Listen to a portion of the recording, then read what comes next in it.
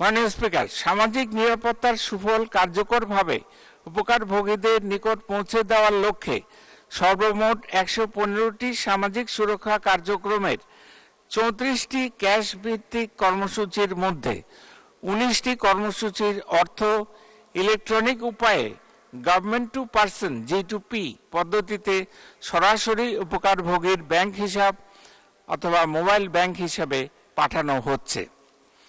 প্রতিবন্ধীদের সুরক্ষায় আগামী অর্থবছরে ভাতাপ্রাপ্তের সংখ্যা 29 লক্ষ থেকে বৃদ্ধি করে 32,34,000 জনে উন্নীত করা হবে। এছাড়া প্রতিবন্ধী শিক্ষার্থীদের জন্য উচ্চ মাধ্যমিক স্তরের উপবৃত্তির হার বিদ্যমান 950 টাকা থেকে বাড়িয়ে 1050 টাকায় উন্নীত করার সিদ্ধান্ত গ্রহণ করা হয়েছে।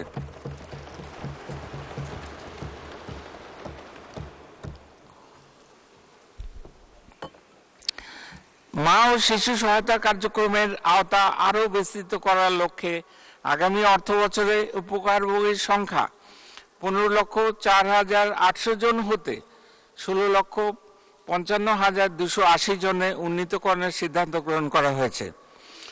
আগামী অর্থবছরে বয়স্ক ভাতাভোগীর সংখ্যা 2 লক্ষ বৃদ্ধি করে 60,01,000 জনে উন্নীত করা হবে এবং এ বাবদ 4,351 কোটি টাকা বরাদ্দ দেওয়ার সিদ্ধান্ত নেওয়া হয়েছে।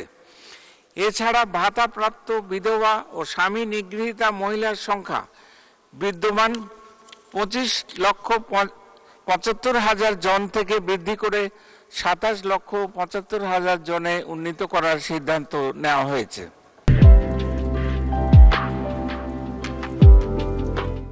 মাননীয় স্পিকার, সামাজিক নিরাপত্তামূলক কার্যক্রম পরিচালনার জন্য আগামী 2024-25 অর্থ বছরে 1,36,026 কোটি টাকা বরাদ্দের প্রস্তাব করছি, যা 2023-24 অর্থ বছরে 1,26,272 কোটি টাকা ছিল।